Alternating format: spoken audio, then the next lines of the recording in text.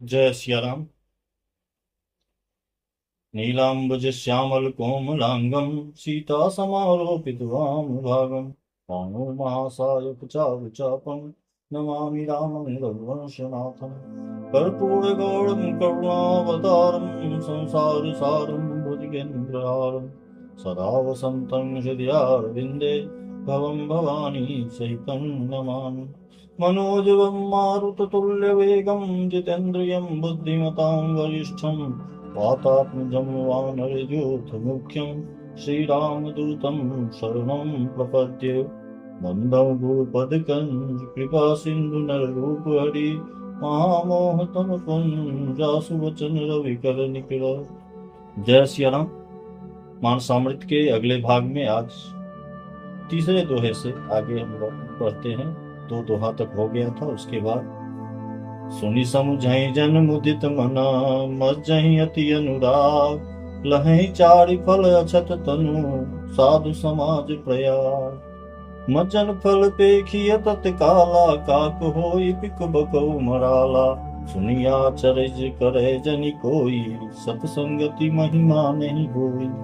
इस तीर्थराज में, इस तीर्थराज की कुप में चर्चा हुई है। प्रयाग जो है इस तीर्थ यानी संत समाज रूपी प्रयाग। इस तीर्थराज में स्नान का फल तत्काल ऐसा देखने को आता है कि कौवे भी कोयल बन जाते हैं और बगुले हंस।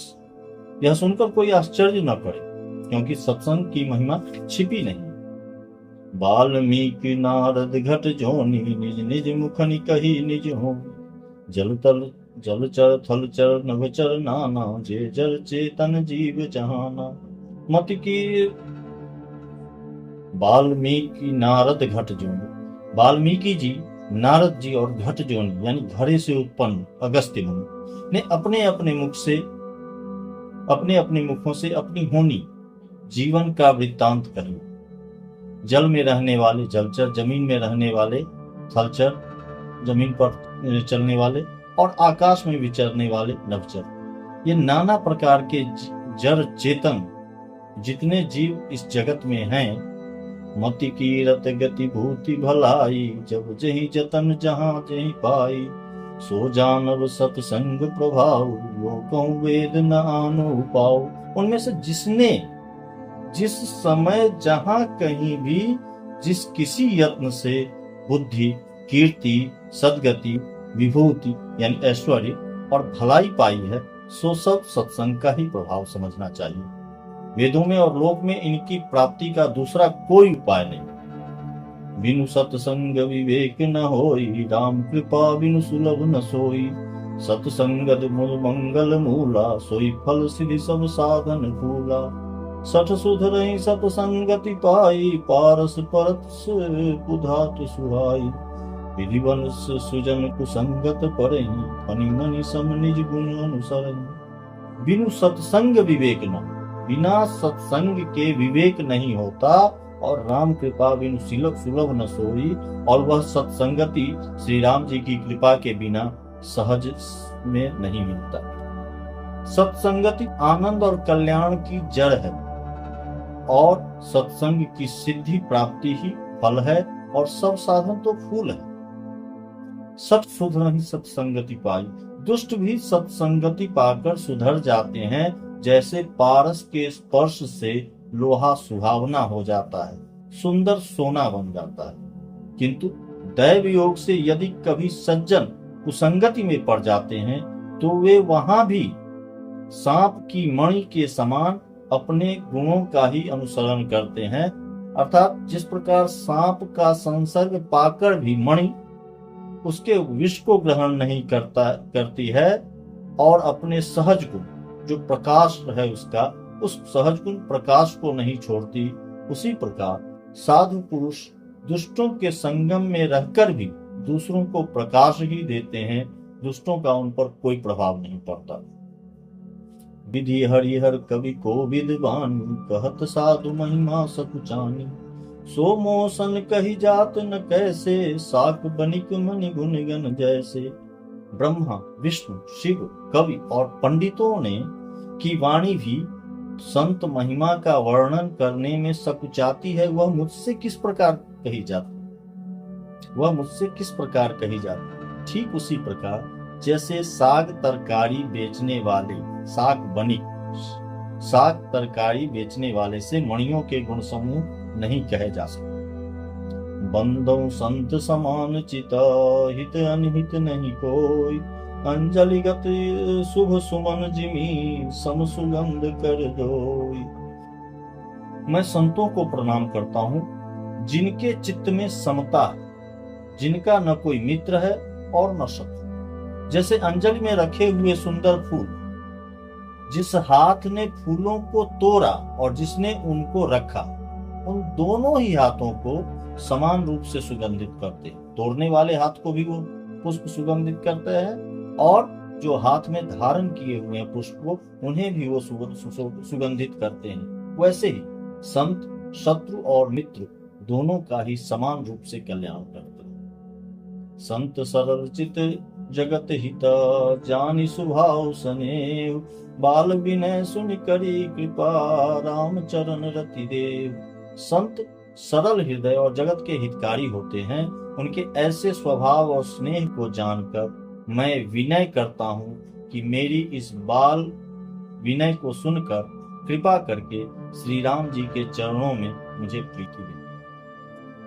बहुड़ी बंदी खलगन सती भाई, जे बिनु काज दाहिने हुबाए, परहित हानि लाभ जिनके रे, हर्ष विषाद बसेरे। अब मैं सच्चे भाव से दुष्टों को प्रणाम करता हूँ, जो बिना ही प्रयोजन अपना हित करने वाले के भी प्रतिकूल आचरण करते हैं। दूसरों की हित की हानि ही जिनकी दृष्टि में लाभ है, जिनको दूसरों के उजरने में हर्ष और बसने में विषाद होता है।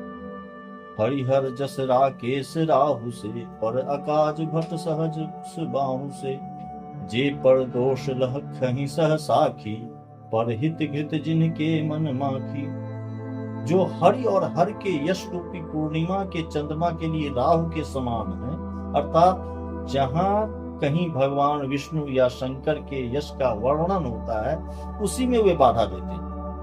और दूसरों की बुराई करने में सहस्त्रबाहु के समान वीर हैं, जो दूसरों के दोषों को हजार आंखों से देखते हैं और दूसरों के हित रूपी घी के लिए जिनका मन मक्खी के समान, अर्थात जिस प्रकार मक्खी में गिरकर उसे खराब कर देती है और स्वयं भी मर जाती है, उसी प्रकार दुष्ट लोग दूसरों के बने बनाए काम को अपनी हानि करके भी बिगाड़ देते। तेज कुशानु रोष महिषेसा, अघ अवगुण धन धनी धनेसा, उदय केत समहित सब ही के, कुंभकर्ण सम सोवतनी के। जो तेज दूसरों को जलाने वाले ताप, तेज अर्थात दूसरों को जलाने वाले ताप में अग्नि और क्रोध में यमराज के समान, पाप और अवगुण रूपी धन में कुबेर के समान धनी है, जिनकी बढ़ती सभी के हित का नाश करने के लिए केतु उछल तारे के समान, और जिनके कुंभकर्ण की तरह सोते रहने में ही भलाई। पर अकाज लगी तन परिहरही, जिमिहिम उपल कृषि दलि गरही, बंदो खल जस शेष सरोषा, सहस बदन बर नई पर दोषा। जैसे ओले खेती का नाश करके आप भी गल जाते हैं, स्वयं भी वे गल जाते हैं, लेकिन खेती को नष्ट कर देते हैं, वैसे ही दूसरों का काम की बिगाड़ने के लिए अपना शरीर तक छोड़ देते हैं ये दुष्ट। मैं दुष्टों को हजार मुख वाले शेष जी के समान समझकर प्रणाम करता हूँ, जो पराये दोषों का हजार मुखों से बड़े रोष के साथ वर्णन करते हैं। पुनि पर प्रणवों पृथुराज समाना, पर अग सुनई सहज दस काना, बहुरी शक्र सम बिन बहुते ही, संतत सुरानी हित जेहि। बचन वज्र जहि सदा पियारा, सहस नयन पर दोष निहारा। पुनः उनको राजा पृथु, जिन्होंने भगवान का यश सुनने के लिए 10,000 कान मांगे थे, उनके समान जानकर प्रणाम करता हूँ, जो 10,000 कानों से दूसरों के पापों को सुनते हैं। फिर इंद्र के समान मानकर उनकी विनय करता हूँ, जिनको सुरा यानी मदिरा, नीकी यानी हितकारी, नीकी और हितकारी लगती है, इंद्र के लिए भी सुरानीक अर्थात देवताओं की सेना हितकारी है। यहाँ पर सुरानीक का दो अर्थ दिया गया है। सुरा दुष्टों के लिए, सुरा यानी मदिरा, नीकी यानी अच्छी और हितकारी बनते हैं। और इंद्र के लिए सुरानीक, सुर अनीक यानी सुरों की सेना, देवताओं की सेना, जिनको कठोर वचन रूपी वज्र सदा प्यारा लगता है। जैसे इंद्र देव के हस्त हाथ में वज्र होता है, उनका अस्त्र है। और जो उसी प्रकार ऐसे दुष्ट जिनको कठोर वचन रूपी वज्र सदा प्यारा लगता है और जो हजार आंखों से दूसरों के दोषों को देखते हैं, उदासीन अरिमित हित सुनत जरहि खल रीति जानि पानि जुग जोड़ी जना विनती करो सप्रीति करे सप्रीति। दुष्टों की यह रीति है कि वे उदासीन, शत्रु अथवा मित्र, किसी का भी हित सुनकर जलते हैं। यह जानकर दोनों हाथ जोड़कर यह जन प्रेम पूर्वक उनसे विनय करता है। मैं अपनी दिस किन्हिनी होरा तिन्ह निज ओर न लाउब भोरा पायस पली हैं अति अनुरागा हो ही निरामिष कवहु की कागा। मैंने अपनी ओर से विनती की है, परंतु वे अपनी ओर से कभी नहीं चूकेंगे। वर्तमान परिदृश्य कुछ ऐसा ही है। भगवान को और गोस्वामी जी को, धर्म को गाली देना बहुत आसान है। मैं अपनी दिस किन्हीं नहीं हो रहा, मैंने अपनी ओर से विनती की है, परंतु वे अपनी ओर से कभी नहीं चूकेंगे। कौओं को बड़े प्रेम से पालिए, परंतु क्या वे कभी मांस के त्यागी हो सकते हैं? यानी नहीं हो सकते, कभी नहीं हो सकते। बंदौ संत असज्जन चरमा दुख प्रद उभय बीज कछु बरना बिछुरत एक प्राण हरि लेहि मिलत एक दुख दारुण देहि। अब मैं संत और असंत दोनों के चरणों की वंदना करता हूँ। दोनों ही दुख देने वाले हैं, दुखदायी हैं, परंतु इनमें कुछ अंतर कहा गया है। वह अंतर यह है कि एक संत जो हैं वो बिछड़ते समय प्राण हर लेते हैं, और दूसरे असंत जो हैं वो जब मिलते हैं तब दारुण दुख देते हैं। अर्थात संतों का बिछुड़ना मरने के समान दुखदायी होता है और असंतों का मिलना। उपजहि एक संग जग माही जलज जोक जिमि जल बिल गाही सुधा सुरा सम साधु असाधु जनक एक जल जलधि अगाधु। दोनों संत और असंत जगत में एक साथ पैदा होते हैं, पर एक साथ पैदा होने वाले कमल और जोंक दोनों जल में पैदा होते हैं। कमल और जोंक, तो कमल और जोंक की तरह उनके गुण अलग अलग होते हैं। कमल दर्शन और स्पर्श से सुख देता है, किंतु जोंक शरीर का स्पर्श पाते ही रक्त चूसने लगता है। साधु अमृत के समान मृत्यु रूपी संसार से उबारने वाला और असाधु मदिरा के समान मोह, प्रमाद और जड़ता उत्पन्न करने वाला है। दोनों को उत्पन्न करने वाले या जगत रूपी यह अगाध समुद्र एक ही है। शास्त्रों में समुद्र मंथन से ही अमृत और मदिरा दोनों की उत्पत्ति हुई है। समुद्र मंथन भल अनभल निज निज कर तूती लहत सुजस अपलोक विभूति सुधा सुरा कर सुरसरी साधु करल अनल कलिमल सरि व्याधु गुण अवगुण जानत सब कोई जो जहीं भाव नीक तहि सोई।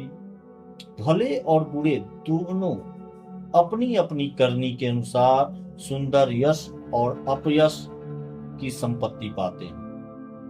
अमृत, चंद्रमा, गंगा जी और साधु एवं विष, अग्नि कलयुग के पापों की नदी अर्थात कर्मनाशा और हिंसा करने वाला व्याध, इनके गुण अवगुण सब कोई जानते हैं, किंतु जिसे जो भाता है उसे वही अच्छा लगता है।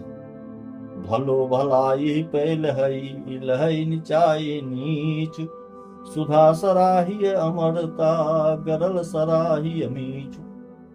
भला भलाई ही ग्रहण करता है और नीच नीचता ही ग्रहण किए रहता है। अमृत की सराहना अमर करने में होती है और विष की मारने में। भले भलाई के लिए उत्पन्न हुए हैं और जो नीच हैं वो नीचता के लिए ही उत्पन्न हुए हैं। जैसे अमृत का काम है अमर करना और विष का काम है मारना। जय सिया राम। ये 5वां दोहा बालकांड का। फिर मिलते हैं अगले भाग में। जैसी प्रभु की इच्छा हो मैं प्रयास करूंगा कि मैं आपको ये पाठ सुनाता रहूं। जय सिया राम।